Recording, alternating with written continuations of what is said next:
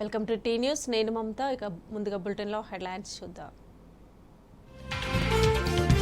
కొత్త సంవత్సరానికి ఘన స్వాగతం పలికిన భారతావని, నూతన ఏడాది శుభాలు కలగాలంటూ ప్రజల సంబురాలు.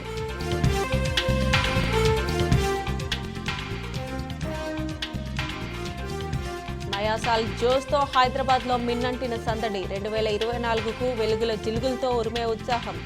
రాష్ట్ర ప్రజలకు బీఆర్ఎస్ అధినేత కేసీఆర్ న్యూ ఇయర్ విషెస్. అందరి జీవితాల్లో సుఖ సంతోషాలు నింపాలని ఆకాంక్ష. 6 గ్యారంటీల ఎగవేతకు రాష్ట్ర సర్కార్ ఎత్తులు. దరఖాస్తుల పేరుతో సాగదీసే కుట్రలన్న హరీష్ రావు. రాష్ట్రంలో భారీగా తగ్గిన వానాకాలం ధాన్యం కొనుగోలు. రికార్డు స్థాయిలో వరి సాగైనా సేకరణలో జాప్యం. ప్రాణహితపై ప్రాజెక్టు నిర్మాణానికి కాంగ్రెస్ ప్రభుత్వం ఆసక్తి. మంత్రి ఉత్తమ్ ప్రకటనతో ప్రశ్నార్థకంగా వార్దా బరాజ్ భవితవ్యం. ఇక బులెటిన్ అప్డేట్ చూస్తే, దేశవ్యాప్తంగా నూతన సంవత్సర సంబరాలు అంబరాన్నంటాయి. ఇటు రాష్ట్రంలోనూ యువత కేరింతలు ఆటపాటల నడుమ వేడుకలు హోరెత్తాయి. అర్ధరాత్రి పాత ఏడాదికి గుడ్ బై చెప్పిన జనం కొత్త సంవత్సరానికి ఘన స్వాగతం పలికారు. వీధుల్లోకి వచ్చి సంతోషంగా కేరింతలు కొడుతూ స్నేహితులు ఇతరులకు న్యూ ఇయర్ విషెస్ తెలియజేశారు.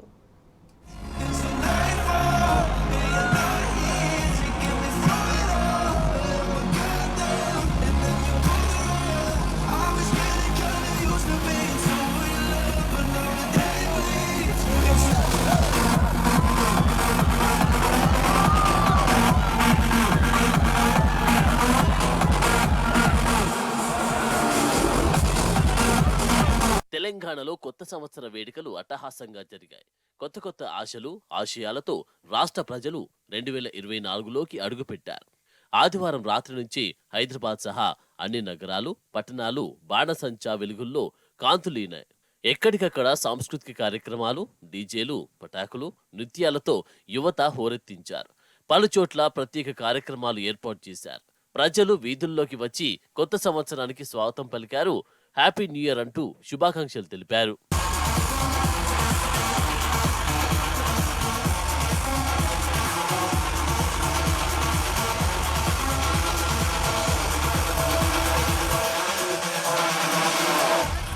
రాష్ట్ర రాజధాని హైదరాబాద్లోని బేగంపేట్, ఫిలింనగర్, జూబ్లీహిల్స్, బంజారాహిల్స్ తదితర ప్రాంతాల్లో కేకులు కోస్తూ ఉత్సాహంగా నూతన సంవత్సర వేడుకలు ఘనంగా జరుపుకున్నారు. కూకట్పల్లిలో నూతన సంవత్సర వేడుకలు మిన్నంటాయి. రెయిన్బో విస్టాలో కొత్త ఏడాది వేడుకలు ఘనంగా జరిగాయి. ఈ సందర్భంగా ఏర్పాటు చేసిన సాంస్కృతిక కార్యక్రమాలు అందరినీ ఆకట్టుకున్నాయి. ముఖ్యంగా మహిళల నృత్యాలు, చిన్నారుల ఆటపాటలు సందర్శకులను కట్టిపడేశాయి. చిన్న పెద్ద యువత అందరూ ఉత్సాహంగా ఈ సెలబ్రేషన్స్ లో పాల్గొన్నారు. కొత్త సంవత్సరం అంతా మంచి జరగాలని కోరుకుంటూ ఒకరికొకరు శుభాకాంక్షలు చెప్పుకున్నారు.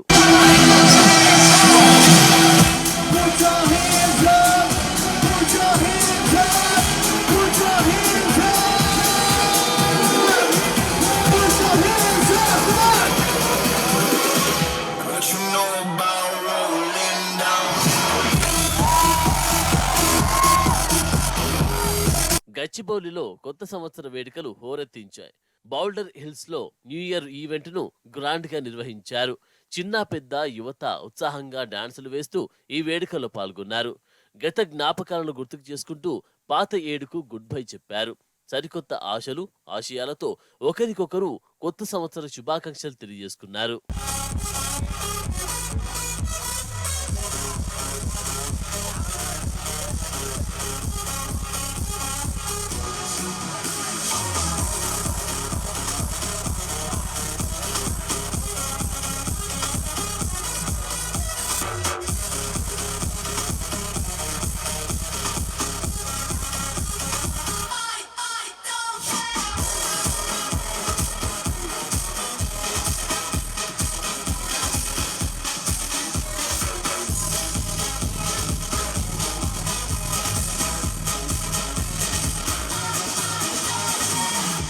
మంచిర్యాల జిల్లా మందమర్రి సింగరేణి ఏరియాలో కొత్త ఏడాది సంబరాలు అంబరాన్నంటాయి. సింగరేణి ఇల్లందు క్లబ్లో న్యూ ఇయర్ వేడుకలను ఘనంగా నిర్వహించారు. మందమర్రి ఏరియా జనరల్ మేనేజర్ దంపతులు సబితా మనోహర్లు కేక్ కట్ చేసి న్యూ ఇయర్ వేడుకలను ప్రారంభించారు. సింగరేణి అధికారులు, వారి కుటుంబ సభ్యులు డాన్సులు చేస్తూ వేడుకల్లో పాల్గొన్నారు.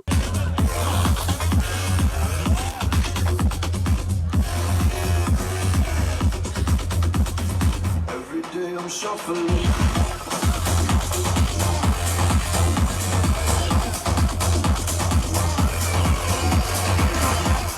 తెలంగాణ ప్రజలకు బీఆర్ఎస్ అధ్యక్షుడు కేసీఆర్ నూతన సంవత్సర శుభాకాంక్షలు తెలిపారు. రాష్ట్ర ప్రజల జీవితాల్లో ఈ కొత్త ఏడాది సుఖశాంతులు నింపాలని ఆకాంక్షించారు. కొత్త ఆశలు, ఆకాంక్షలతో ఉత్సాహంగా నూతన సంవత్సరంలోకి అడుగుపెడుతున్న ప్రజలంతా సుఖ సంతోషాలతో ఉండేలా దీవించాలని భగవంతుణ్ణి ప్రార్థించారు.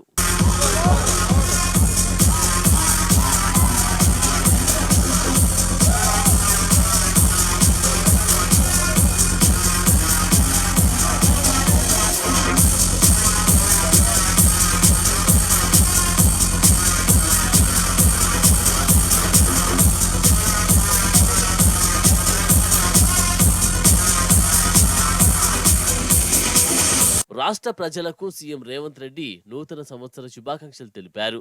హైదరాబాద్ బేగంపేటలో ఐఏఎస్ ఆఫీసర్స్ అసోసియేషన్ క్లబ్ ఆధ్వర్యంలో నిర్వహించిన వేడుకలకు ముఖ్యమంత్రి రేవంత్ రెడ్డి దంపతులు హాజరయ్యారు.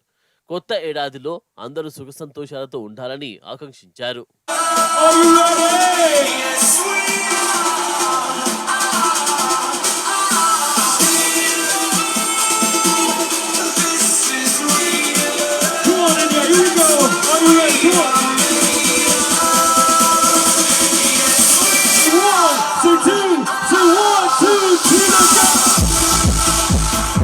దేశవ్యాప్తంగా న్యూ ఇయర్ వేడుకలు హోరెత్తించాయి.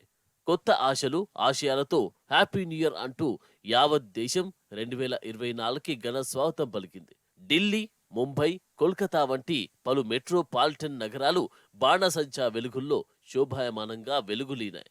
విద్యుత్ దీపాలంకరణలు, లేజర్ షోలు, టపాసుల మోతలు, కేక్ కట్టింగ్లు, యువత కేరింతల నడుమ జనం కొత్త ఏడాదిలోకి అడుగుపెట్టారు. 2023కు వేడుకలు చెబుతూ కొత్త ఏడాదికి ఘన స్వాగతం పలికారు. సామాన్యుల నుంచి ప్రముఖుల దాకా పరస్పరం న్యూ ఇయర్ విషెస్ తెలియజేసుకుంటూ సందడి చేశారు.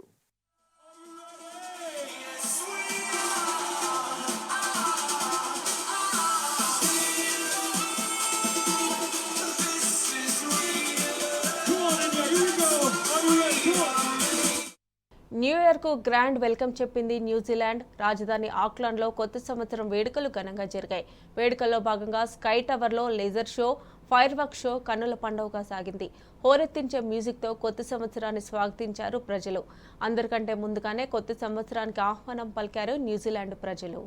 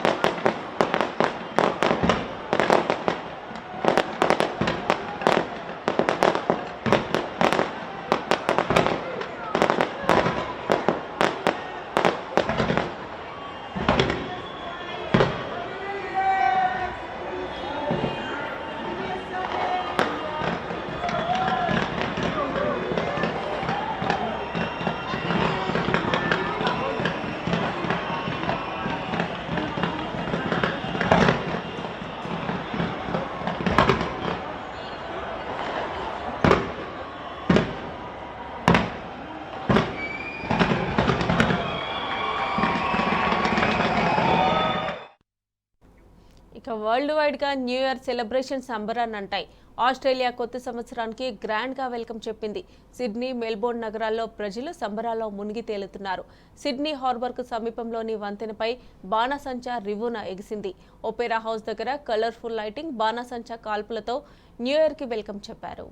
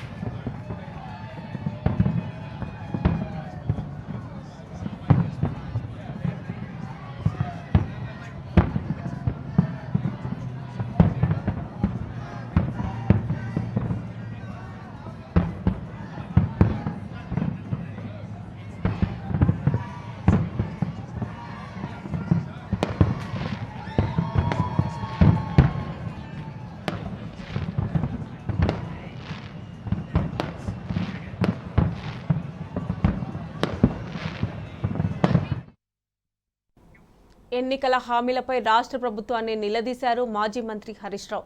6 గ్యారెంటీల అమలుపై కాంగ్రెస్ సర్కార్ తీరును ఎండగట్టారు. ప్రభుత్వం తీరు చూస్తుంటే దాటవేత ఎగవేత అన్నట్లుగా ఉందని మండిపడ్డారు. పార్లమెంట్ ఎన్నికలలోపు గ్యారెంటీలకు మార్గదర్శకాలు ఇచ్చి జీవోలు విడుదల చేయాలని డిమాండ్ చేశారు. పూర్తిస్థాయి బడ్జెట్ ప్రవేశపెడితేనే గ్యారెంటీలు సరిగ్గా అమలవుతాయని, లేకపోతే అన్నిటికీ కోతలేనని తేల్చి చెప్పారు. ఈ మేరకు మాజీ మంత్రి హరీష్ రావు మీడియాతో చిట్చాట్లో అనేక అంశాలను ప్రస్తావించారు.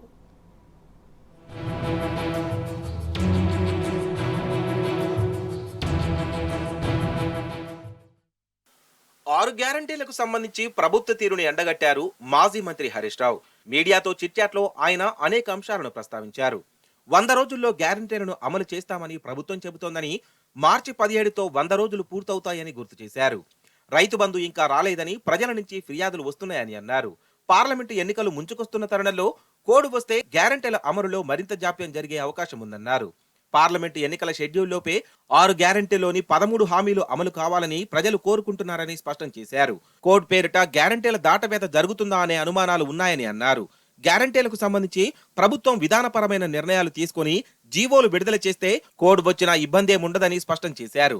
శ్వేత పత్రాలు కూడా హామీల ఎగవేత పత్రాలా అనే అనుమానం కలుగుతోందని, ఈ విషయాన్ని అసెంబ్లీలో కూడా చెప్పామన్నారు. గ్యారంటీలకు సంబంధించి ఏం చేసినా ఫిబ్రవరి 20 లోపే చేయాలన్నారు. ప్రభుత్వం ఓటాన్ అకౌంట్ బడ్జెట్ పెట్టే ఆలోచనలో ఉన్నట్లు తెలుస్తోందన్నారు హరీష్ రావు. ప్రభుత్వం పూర్తిస్థాయి బడ్జెట్ పెడితేనే హామీల అమలు సాధ్యపడుతుందన్నారు.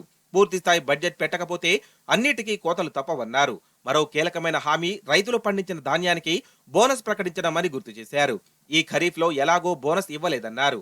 యాసంగి పంట కూడా పార్లమెంటు ఎన్నికల సమయంలోనే వస్తుందని, యాసంగి పంటకు బోనస్ పై ప్రభుత్వం ఇప్పుడే విధానపరమైన నిర్ణయం తీసుకోకపోతే రైతులు నష్టపోతారని స్పష్టం చేశారు.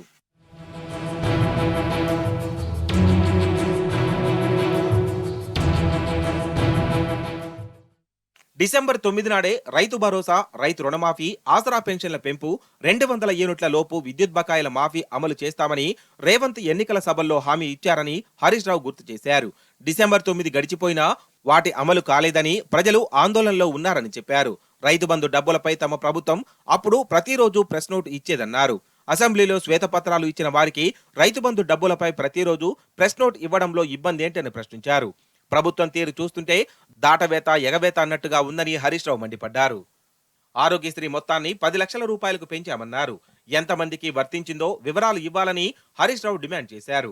కేసీఆర్ ప్రభుత్వ హయాంలోనే 10 లక్షల ఆరోగ్యశ్రీ అమలయ్యిందని గుర్తు చేశారు. ఈ ప్రభుత్వం చేయబోయే అప్పును కూడా మొన్నటి శ్వేతపత్రంలో చూపించారని చెప్పారు. ఆర్బీఐకి 13,000 కోట్ల రూపాయలు అప్పు తీసుకోవడానికి సంబంధించి ఇప్పటికే ప్రభుత్వం విజ్ఞప్తి చేసిందని వార్తలు చూశామన్నారు. డిసెంబర్లో 1,400 కోట్ల రూపాయలు అప్పు తెచ్చుకున్నారని తెలిసిందన్నారు. నిరుద్యోగ భృతిపై డిప్యూటీ సీఎం భట్టితో పాటు రాహుల్, ప్రియాంక ఇచ్చిన హామీలకు విరుద్ధంగా మాట్లాడారని గుర్తు చేశారు. జాబ్ క్యాలెండర్ ప్రకటించిన వాళ్లు ఇప్పటి నుంచే మార్గదర్శకాలు రూపొందించుకోవాలి కదా అని సూచించారు.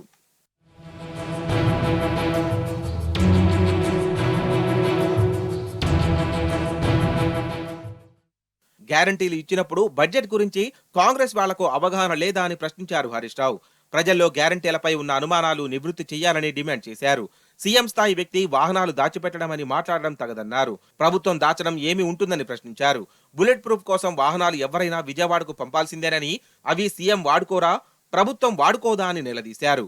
ప్రగతి భవన్ లో ఇన్ని రూమ్లు ఉన్నాయని కాంగ్రెస్ నేతలు అన్నారని గుర్తు చేశారు. ఇప్పుడు డిప్యూటీ సీఎం ప్రగతి భవన్ లో ఉంటున్నారు కదా, వారు ఇప్పుడు చెప్పాలి ఎన్ని రూములు ఉన్నాయని స్పష్టం చేశారు. పార్లమెంటు ఎన్నికలలోపు కాంగ్రెస్ గ్యారంటీలకు మార్గదర్శకాలు ఇచ్చి జీవోలు విడుదల చేయాలని హరీష్ రావు డిమాండ్ చేశారు. పూర్తిస్థాయి బడ్జెట్ ప్రవేశపెడితేనే గ్యారంటీలు సరిగా అమలవుతాయని, లేకపోతే అన్నిటికీ కోతలేనని తేల్చి చెప్పారు. ప్రభుత్వ కార్యక్రమాల్లో ప్రోటోకాల్ ఉల్లంఘన జరుగుతోందని స్పష్టం చేశారు. నర్సాపూర్, జనగామ, హుజూరాబాద్, సంగారెడ్డి నియోజకవర్గాల్లో బీఆర్ఎస్ ఎమ్మెల్యేలకు గౌరవం ఇవ్వకుండా ఓడిపోయిన కాంగ్రెస్ నేతలకు అధికారులు ఆహ్వానాలు పంపారని, ప్రభుత్వ కార్యక్రమాల్లో తమ ఎమ్మెల్యేలకు అవమానం జరుగుతోందన్నారు. 119 మంది ఎమ్మెల్యేలను సమాన దృష్టితో చూస్తామని అసెంబ్లీలో సీఎం చెప్పారని, ఇప్పుడు ఏం జరుగుతోందని ప్రశ్నించారు. తాము అధికారంలో ఉన్నప్పుడు ప్రోటోకాల్ ఉల్లంఘించలేదని స్పష్టం చేశారు.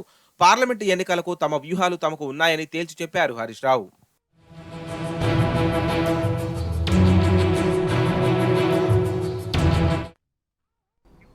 కేసీఆర్ తెలంగాణలో 32 మెడికల్ కాలేజీలకు బదులు 32 యూట్యూబ్ ఛానళ్లు పెట్టి ఉంటే బాగుండేది. ఫేక్ ప్రచారాన్ని సమర్థవంతంగా తిప్పికొట్టేవారు. అసెంబ్లీ ఎన్నికల ఫలితాలపై ఓ నెటిజన్ అభిప్రాయం ఇది. బీఆర్ఎస్ వర్కింగ్ ప్రెసిడెంట్ కేటీఆర్ను ఈ కామెంట్ బాగా ఆకట్టుకుంది.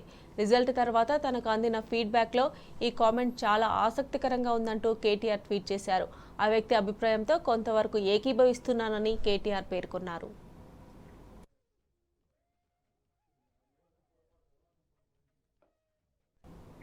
ఇవి bulletin updates. Keep watching tea news.